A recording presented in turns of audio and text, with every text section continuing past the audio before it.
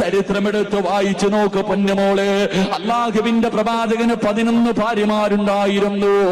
ഏറ്റവും ഇഷ്ടം ആരെയായിരുന്നെന്നറിയുവോ? തന്നെക്കാലം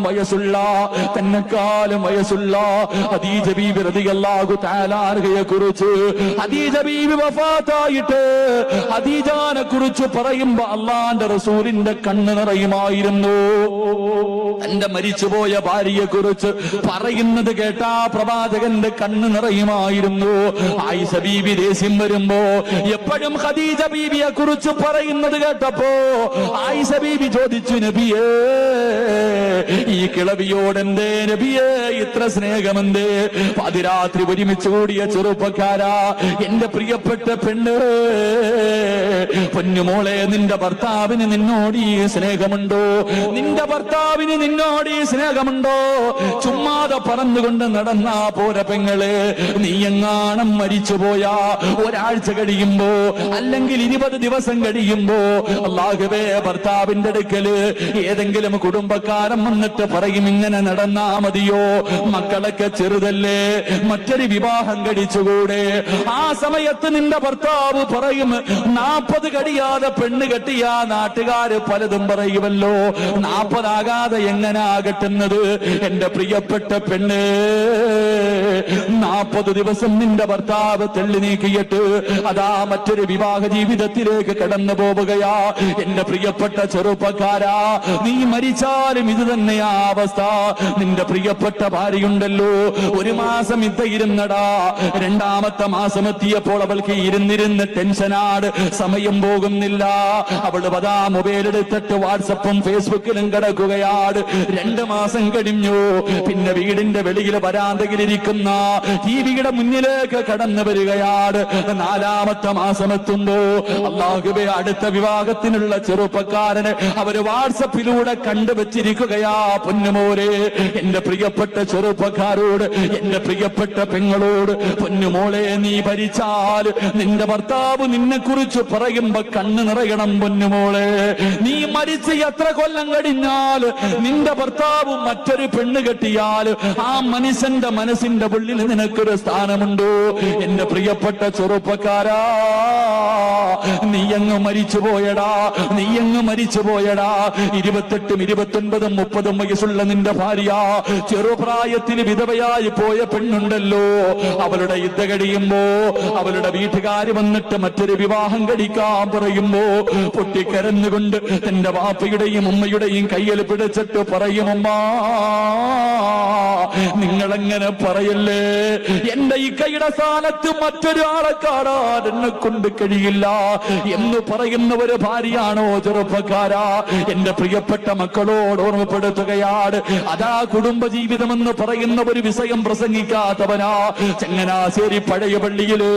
അല്ലാഹുവേ, ഞാൻ ജോലി ചെയ്യുന്ന പള്ളിയുണ്ടല്ലോ, ആ പള്ളിയിൽ എന്റെ മനസ്സിനെ വല്ലാതെ വേദനിപ്പിച്ച ഒരു സംഭവം നടന്നു. അതാ 33 വയസ്സുള്ള ഒരു പ്രിയപ്പെട്ട പൊന്നുമോള് 7 മാസം ഗർഭിണിയായിരുന്നു. അല്ലാഹുവേ, മഞ്ഞപ്പിത്തം പെട്ടെന്ന് പിടിച്ചിട്ട് ആ പെണ്ണിനെ കൊണ്ടുപോയി ഹോസ്പിറ്റലിൽ കൊണ്ടുപോവുകയാണ്. ഓപ്പറേഷൻ ചെയ്ത് കുഞ്ഞിനെ വെളിയെടുത്തു. 7 മാസം പ്രായമുള്ള കുഞ്ഞ് മരിക്കുകയാ. ബ്ലഡ് നിൽക്കുന്നില്ല. യൂട്രസ് എടുത്ത് മാറ്റുകയാണ്. അല്ലാഹുവേ, കുറച്ച് കഴിഞ്ഞപ്പോ ഡോക്ടർ വന്നിട്ട് പറഞ്ഞു, കരളിന്റെ പ്രവർത്തനം തീർന്നിരിക്കുകയാ. കരളിന്റെ പ്രവർത്തനവും തീർന്നുപോയി. പെട്ടെന്ന് ആരെങ്കിലും കരൾ മുറിച്ചു കൊടുത്തില്ലെങ്കിൽ ഈ പെണ്ണ് മരിച്ചു പോകുമെന്ന് പറയുമ്പോ 21 വയസ്സുള്ള ഗൾഫിൽ കിടക്കുന്ന കൂടപ്പുറപ്പ് ആ ചെറുപ്പക്കാരൻ നെടുമ്പാശ്ശേരി എയർപോർട്ടിൽ വന്നിട്ട് 33 ലക്ഷം രൂപ ഒരു നാട് മുഴുവനും പിരിവെടുത്തിട്ട് ആ പൊന്നുമോൾക്ക് തന്റെ കൂടപ്പുറപ്പ് കരളിന്റെ പകുതി മുറിച്ചു കൊടുക്കുകയാ. അല്ലാഹുവേ, 33 വയസ്സുള്ള തന്റെ പെങ്ങൾക്ക് 21 വയസ്സുള്ള വിവാഹം പോലും കഴിക്കാത്ത ചെറുപ്പക്കാർ കരളിന്റെ പകുതി മുറിച്ചു കൊടുക്കുകയാണ്. അല്ലാഹുവേ, ഓപ്പറേഷൻ കഴിഞ്ഞു. 4 ദിവസം കഴിഞ്ഞു. വ്യാഴാഴ്ച പാതിരാത്രിയിൽ എന്റെ പ്രിയമുള്ളവരെ ആ പെണ്ണങ്ങ് മരിച്ചു പോവുകയാണ്. വെള്ളിയാഴ്ച ജുമയ്ക്ക് മുമ്പ് കൊണ്ടുവന്ന് കബറടക്കി. എന്റെ പ്രിയമുള്ള ചെറുപ്പക്കാരാ, ഇന്ന് വേണമെങ്കിലും നാളെ വേണമെങ്കിലും നീ ചങ്ങനാശ്ശേരിയിൽ പോകുന്നുമോരെ. അല്ലാഹുവേ, ഒരു ചെറുപ്പക്കാര് അല്ലാഹുവേ തന്റെ ഭാര്യയുടെ കബറിന്റെ ചാരത്ത് നിന്നിട്ട് ദുആ ചെയ്യാത്ത ദിവസമില്ല. നോമ്പിന്റെ ദിവസമുണ്ടല്ലോ, തിങ്കളും വ്യാഴവും നോമ്പ് പിടിച്ചിട്ട് ഈ ചെറുപ്പക്കാരൻ നോമ്പ് മുറിക്കുന്നത് തന്റെ പ്രിയപ്പെട്ട ഭാര്യയുടെ കബറിന്റെ ചാരത്ത് നിന്നാട്. അവിടെ നിന്ന് സംസാരിക്കുകയാ. 4 വയസ്സുള്ള പൊന്നുമോൾ അവനെ കയ്യിൽ പിടിച്ചുകൊണ്ട് ഉമ്മയുടെ കബറിന്റെ ചാരത്ത് വരികയാണ്. ആ മകൻ പറയുന്നു, മരിച്ചുപോയ ഉമ്മയുടെ കബറിന്റെ ചാരത്ത് നിന്ന് 4 വയസ്സുള്ള പൊന്നുമകൻ ഉമ്മയോട് സംസാരിക്കുകയാ.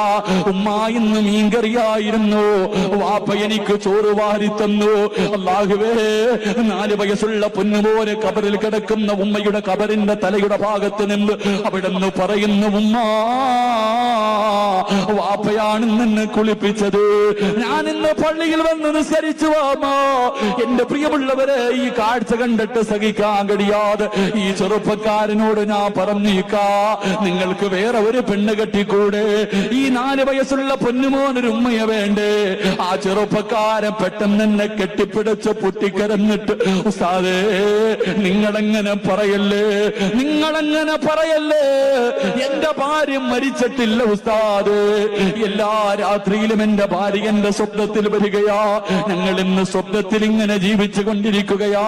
പാതിരാത്രി ഒരുമിച്ച് കൂടിയ പെണ്ണ്, നിന്റെ ഭർത്താവ് ഇങ്ങനെ പറയുവോ? പൊന്നുമോളെ, നിന്റെ ഉപദ്രവം കാരണം നീയൊന്നും മരിച്ചാ മതിയെന്ന് ആഗ്രഹിക്കുന്ന എത്രയോ ഭർത്താക്കന്മാരുണ്ട്. എന്റെ പ്രിയപ്പെട്ട ചെറുപ്പക്കാരാ, നിന്റെ പീഡനങ്ങളെ സഹിക്കാൻ കഴിയാതെ വീടിനകത്ത് അടിമയെ പോലെ കഴിയുന്ന എത്രയോ പെണ്ണുങ്ങളുണ്ട്. എന്റെ പ്രിയപ്പെട്ട ചെറുപ്പക്കാരോട് ഓർമ്മപ്പെടുത്തുകയാ, പൊന്നുമോനെ, ഭാര്യമാരെ തല്ലുന്നവരുണ്ടല്ലോ. എടാ, ദാണത്തമുള്ളവനെ പറഞ്ഞിട്ടുള്ളതല്ല. അല്ലാഹുവേ, സ്വന്തം ഭാര്യയെ തല്ലുന്നവൻ ഒരു യഥാർത്ഥ വിശ്വാസിയല്ല. പൊന്നുമോനെ, എങ്ങനെ കഴിയുന്നടാ? രാവിലെ മുതൽ വൈകുന്നേരം വരെ നിന്റെ പ്രിയപ്പെട്ട ഭാര്യയെ തല്ലിയിട്ട് പാതിരാത്രി അവളുടെ കൂടെ കിടപ്പറയിൽ കിടന്ന് സുഖിക്കാൻ എങ്ങനെ കഴിയുന്നു ചെറുപ്പക്കാരാ? പൊന്നുമോനെ, നിന്റെ വിവാഹ ദിവസം നിനക്ക് ഓർമ്മയുണ്ടോ? അല്ലാഹുവേ, പള്ളിക്കകത്തിരുന്നിട്ട് പള്ളിയിലെ ഖതീബോ കാദിയാരോ നിന്റെ കയ്യിൽ പിടിച്ചിട്ട് പറഞ്ഞു തന്ന ഒരു വാചകം നിനക്ക് ഓർമ്മയുണ്ടോ? വിവാഹം കഴിച്ചിട്ടുള്ള ഓരോ ആണും നിന്റെ വിവാഹ ദിവസം ഒന്ന് ആലോചിക്കുക ചെറുപ്പക്കാരാ.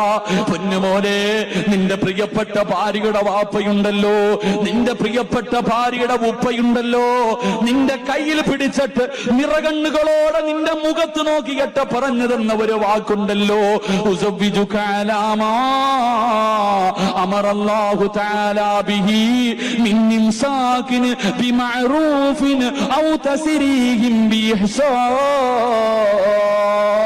ഈ പറയുന്നതിന്റെ അർത്ഥം നിനക്കറിയുമായിരുന്നെങ്കിൽ ഒരിക്കലും നിന്റെ ഭാര്യ നീ തല്ലൂല, നിന്റെ ഭാര്യയുടെ മനസ്സ് വേദനിപ്പിക്കൂല, അവളെ വീടിനകത്തിട്ട് ചവിട്ടിത്തേക്കൂല.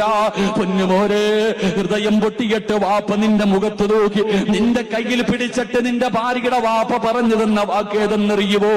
ഉസവ്വിജുക അലാ മാ അമറല്ലാഹു തആലാ ബിഹി മിൻ ഇംസാകിൻ ബിമഅറൂഫിൻ ഔ തസ്രീഹിൻ ബിഇഹ്സാൻ.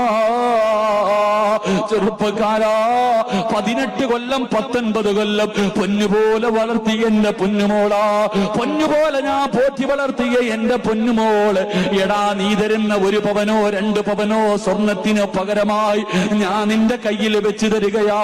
പൊന്നുമോനെ, എന്റെ പൊന്നുമോൾക്ക് എന്തെങ്കിലും തെറ്റുപറ്റു പോയാ, എന്റെ പൊന്നുമോൾ എന്തെങ്കിലും കുറ്റത്തരം കാണിച്ചാ, എടാ, നീ ക്ഷമിക്കണേ ചെറുപ്പക്കാരാ. പൊന്നുമോനെ, നീ ക്ഷമിക്കണേ. എന്റെ പൊന്നുമോൾക്ക് തെറ്റ് തിരുത്തി കൊടുക്കണേ. അല്ലാഹുവേ, നിന്റെ ഭാര്യയുടെ വാപ്പ നിന്റെ കയ്യിൽ പിടിച്ചിട്ട് പറഞ്ഞു തന്നതാ, എന്റെ പൊന്നുമോൾ എന്തെങ്കിലും തെറ്റ് ചെയ്താ നീ ക്ഷമിക്കണം, നീ പറഞ്ഞു മനസ്സിലാക്കി കൊടുക്കണം, അല്ലാതെ അവളെ നീ വീടിനകത്തിട്ട് തല്ലല്ലേ. എടാ, നിന്റെ ഭാര്യയേക്കാൾ മറ്റൊരു തൊലിവെളുപ്പുള്ളവളെ കിട്ടുമ്പോ നീ എന്റെ പൊന്നുമോളെ മറക്കല്ലേ, വീടിനകത്തിട്ട് ചവിട്ടിത്തേക്കല്ലേ. സുഖിച്ചവക്ക് പ്രായമായെന്ന് തോന്നുമ്പോ, നിനക്കും മതിയാകുന്നു തോന്നുമ്പോ വീടിനകത്ത് അടുക്കളക്കകത്തിട്ട് ചവിട്ടിത്തേക്കല്ലേ പൊന്നുമോരെ. നിനക്ക് വേണ്ടെന്ന് തോന്നുമ്പോ ഇതുപോലെ എന്റെ മോള് എന്റെ കയ്യിലേക്ക് തിരിച്ചു തരണേ എന്ന് നിറകണ്ണുകളോടെ നിന്റെ കയ്യിൽ പിടിച്ചിട്ട് നിന്റെ ഭാര്യയുടെ വാപ്പ പറഞ്ഞ ദിവസം ഓർക്കുന്നത് നല്ലതാ ചെറുപ്പക്കാരാ. അതുകൊണ്ട്